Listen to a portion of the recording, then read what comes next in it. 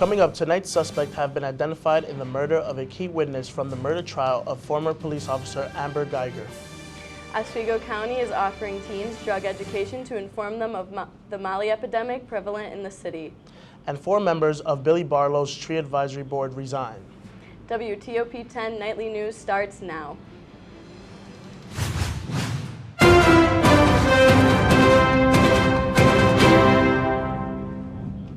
Good evening and welcome to WTOP 10 Nightly News. I'm Matthews Frank. And I'm Jamie Kane. 1 suspect is in custody and 2 are being sought after in regards to the murder of 28-year-old Joshua Brown. The murder took place 10 days after testified in the murder case of former City of Dallas police officer Amber Geiger. According to Dallas Police Chief Avery Moore, the 3 suspects traveled to Louisiana to purchase drugs from Brown when one of them shot Brown twice. Police found numerous tips that led them to Brown's apartment, including 12 pounds of marijuana, THC cartridges, and over $4,000 in cash. Moore spoke out in a press conference today to address speculation between the 2 murders and the police department. As you know, there's been speculation and rumors that have been shared by community leaders claiming that Mr. Brown's death was related to the Amber Geiger trial and somehow the Dallas Police Department was responsible. I assure you that is simply not true. And I encourage those leaders to be mindful of their actions moving forward because their words have jeopardized the integrity of the City of Dallas as well as the Dallas Police Department. One of the suspects, identified as 20-year-old Jaquarius Mitchell, is currently being treated for wounds at a hospital while police are still searching for the other 2 suspects who are identified as 22-year-old Thaddeus Charles Green and 32-year-old Michael Diaz Mitchell. The city of Oswego is facing a Molly epidemic, particularly a new type composed of unknown synthetic drugs. According to Oswego police, this drug was known to be pure MDMA, which alters people's moods or perceptions. However, this new type of Molly now contains more harmful synthetic drugs that can cause panic attack, psychosis, and seizures. In a response, the Val Foundation will hold an educational workshop for teens this Sunday at 6 in the training room of the Oswego County Health Department. 4 members of the Tree Advisory Board in Oswego have resigned after city officials announced that they are replacing oak and maple trees downtown.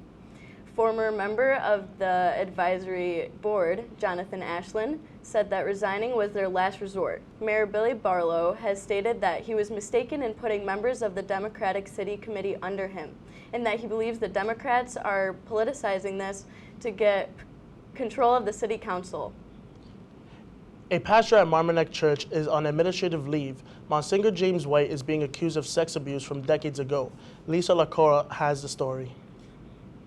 Monsignor White is a person that had given last rites to my mother. And if you were in the room with him when he did that, you would know that these allegations just could not be true. Now, the parishioners recently received a letter from Cardinal Timothy Dolan alerting them to the situation. And according to the letter, Monsignor White is accused of committing sexual abuse decades ago. Cardinal Dolan wrote the allegation came to light under New York State's Child Victims Act. Now, that's the new state law that recently opened a 1-year window in the statute of limitations for victims to file claims. This allegation was filed with the New York Archdiocese. Now, Cardinal Dolan also wrote, the administrative leave is not a punishment and no judgment has been made about the accusation. He says Monsignor White continues to have the presumption of innocence, and parishioners we spoke with say they, again, are standing by their pastor. Okay, he was just kind and he's a good pastor. And you shouldn't just, you just don't throw people under the bus like this. This is horrible what's going on. New York Archdiocese officials say that the district attorney has been notified. They say that allegations will be investigated and reviewed, and the findings will be determined whether Monsignor White can return to ministry. According to Governor Andrew Cuomo, New York has had its first vaping-related death. The 17-year-old boy from the Bronx was admitted to the hospital in September because of a respiratory illness from vaping. He was readmitted later that month and he passed away on October 4th. Cuomo's ban on flavored e-cigarettes was temporarily halted by the state's appeals court. There have been 10 vaping-related illnesses reported in central New York and 28 reported in West New York. As Yom Kippur begins tonight, New York State is upping protection in Jewish neighborhoods. The NYPD has said that anti-Semitic attacks have increased 53% in the last year. Linda Sadaka of Flatbush said, security should not be a luxury. It should be a basic necessity that everyone deserves. Governor Cuomo is requiring that the NYPD and state police patrol Jewish neighborhoods and synagogues from Tuesday at sundown to Wednesday at sundown. Coming up later tonight, Democrats take precautions to protect the whistleblower in the Trump impeachment inquiry. And the CEO of Dick's Sporting Goods says he's removing all assault-style weapons from stores. Now let's take a quick look at the weather with Storm Team 10 meteorologist Joe Champagne. It is a cool evening out there for us now. In Fulton, we have current temperatures at 46 degrees, a calm wind, so nothing there to worry about. That dew point is at 42 degrees, making it feel very dry and much cooler than it really is out there. Further south into the Syracuse area, we do have a calm northwest wind. Temperature is 50 degrees right now. Again, that dew point very low, so it is dry and it makes it feel much cooler out there. Current satellite and radar showing not much in the way of any precipitation on the map that has since worked to our east, leaving behind mostly clear skies for the region. Coming up after the break, I'll let you know how long this dry weather will stick around.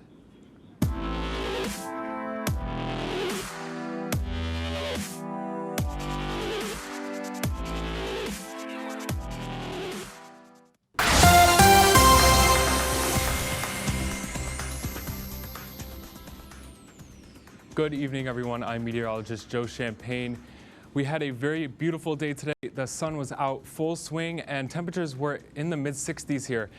Today's highs maxing out there, most of us in the mid-60s here in Oswego. We hit 62 degrees today, Pulaski at 64 degrees, and down in Phoenix, same story, 64 degrees for us here. Current conditions now cooling down a little bit since the sun has set over the region. 57 here in Oswego right now, 47 in Pulaski, and Oneida Lake down to 52 degrees.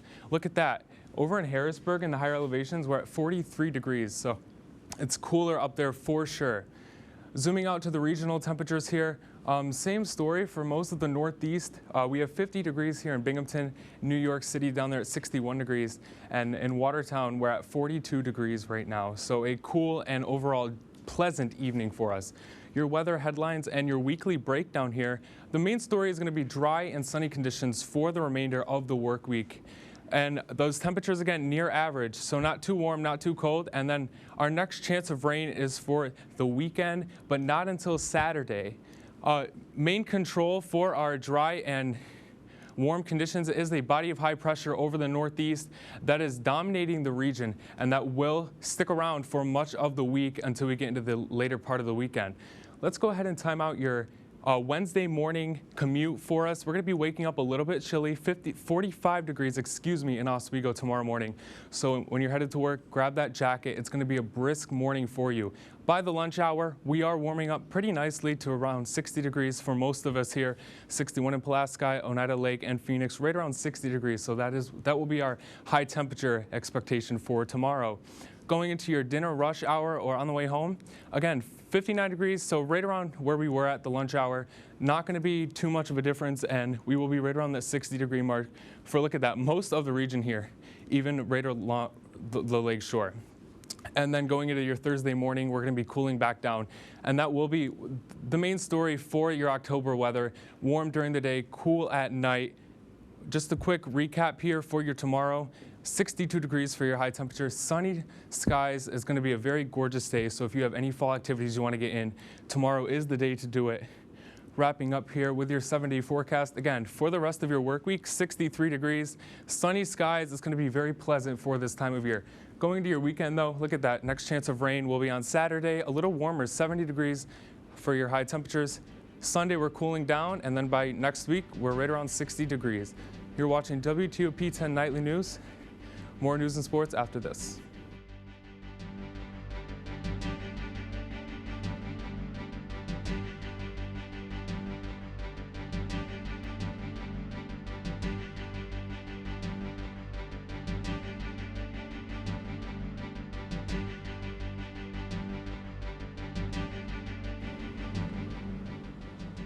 Coming up tonight, suspects have been identified in the murder of a key witness from the murder trial of former police officer Amber Geiger.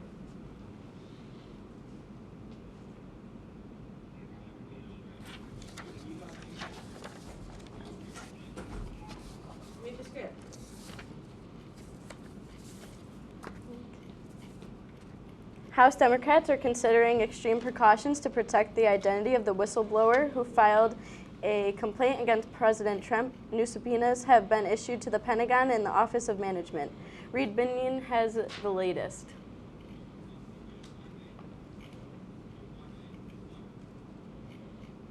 It was a perfect call.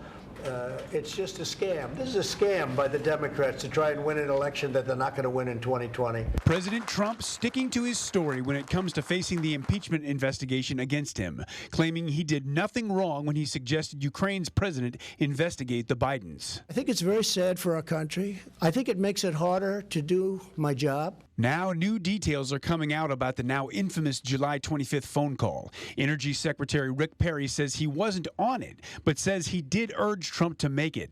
I asked the president multiple times, Mr. President, we think it is in the United States and in Ukraine's best interest. Perry says during those conversations, the Bidens were never brought up. Now, concerns are growing over protecting the identity of the whistleblower, especially if they choose to talk face-to-face with Congress, which has House intelligence and lawyers for the whistleblower mulling over certain extreme precautions, like the possibility of using a secret off-site location, limiting the people who would be present, and even disguising the person's image and voice. I'm Reed Binion reporting.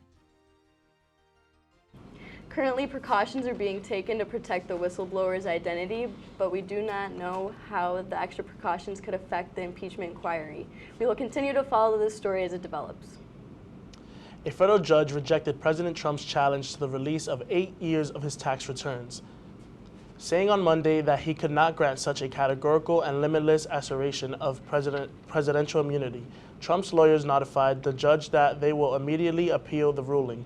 Judge Victor Marrero called Trump's claim of a broad immunity extraordinary. Trump's lawyers said that the investigation is politically motivated and that the search for his tax records from January 2011 to the present should be stopped. The chief executive of Dick's Sporting Goods, Ed Stack, said he was removing all assault-style weapons. More than $5 million worth of weapons were destroyed. Stack raised the possibility of removing Dick's from the gun business altogether. Ultimately, Dick's pulled assault-style weapons from stores and will not sell firearms to people under 21. This comes after the realization that the guns used in the Parkland shooting were bought from Dick's Sporting Goods. The United Nations is running a shortage of $230 million.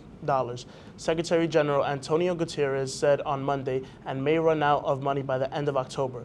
To cut costs, Guterres mentioned postponing conferences and meetings and reducing services, while also restricting official travel to only essential activities and taking measures to save energy.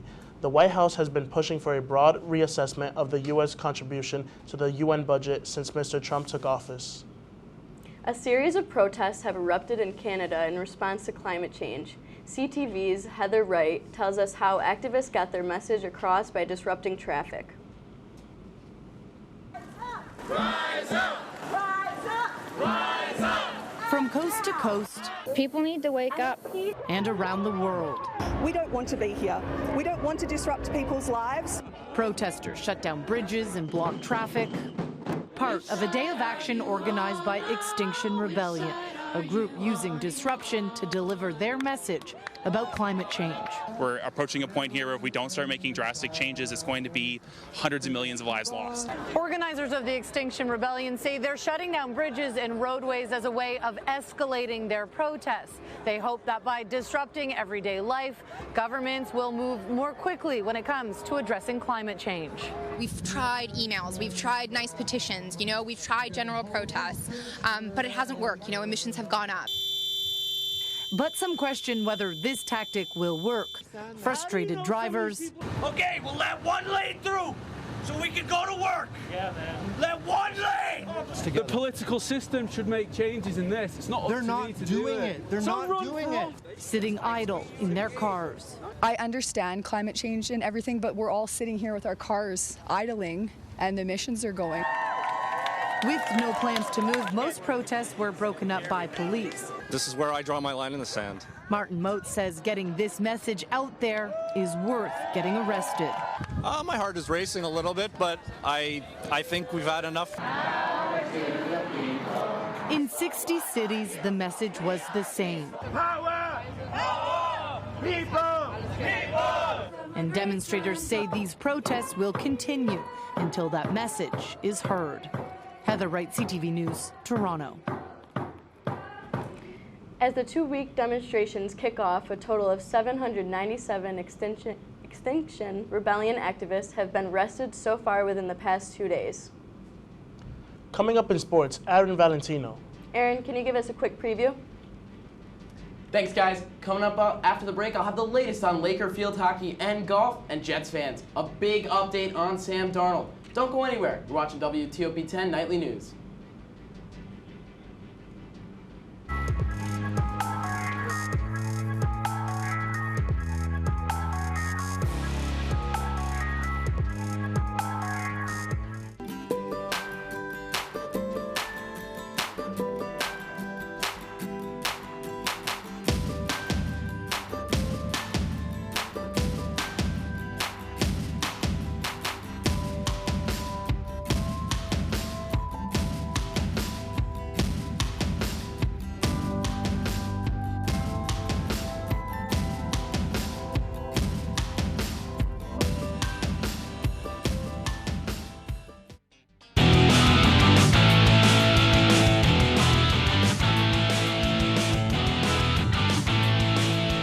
Welcome back to WTOP 10 Nightly News. I'm Aaron Valentino with your sports update.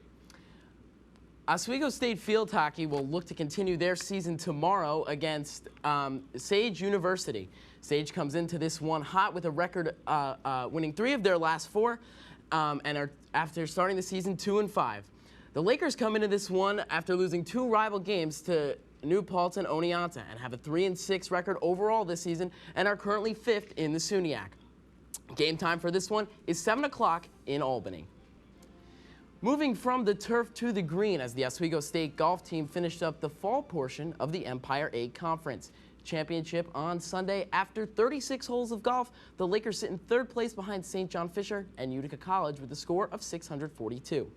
The conference will wrap up in April in the spring portion of the year, and the Lakers will finish their fall season this weekend at the Nazareth College Fall Invitational. Last night, New York Knicks forward Marcus Morris was ejected from the preseason opener for hitting Wizards forward Justin Anderson in the head with the ball. Morris said after the game that his reaction was inappropriate and apologized for his actions. Morris explained that Anderson said something to provoke him, but he overreacted and made a bad decision. No suspension has been served at this time, and if one is, it will be for the regular season. The Knicks play the Wizards again this Friday at 7:30. The New York Jets' woes could be coming to an end as quarterback Sam Darnold has been cleared to start this Sunday against the Dallas Cowboys. Darnold has missed the last 3 games due to mono and it hasn't exactly helped the Jets as they've started the season 0-4. The Jets are also getting more reinforcements as tight end Chris Herndon and linebacker Brandon Copeland are back after serving 4-game suspensions. Kickoff against the Cowboys this Sunday is at 4:25.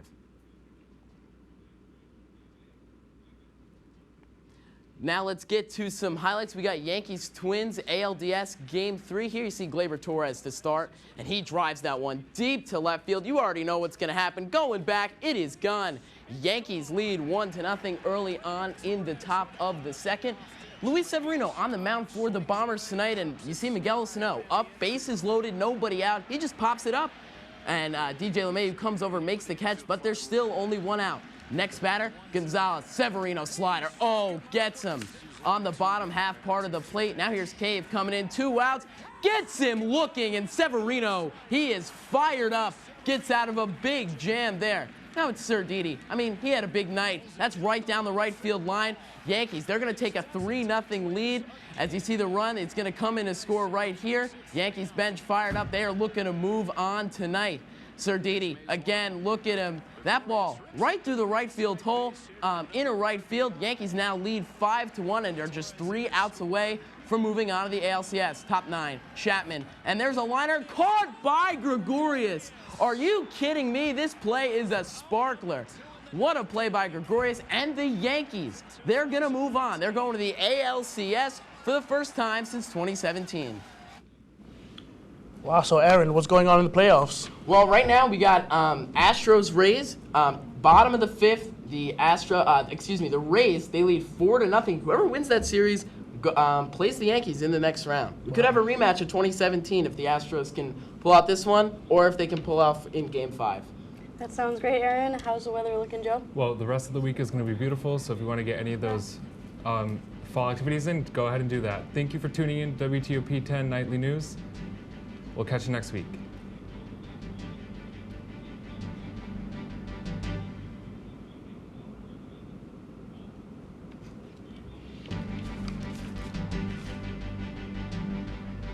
I thought we had more time. They're like, wrap it up.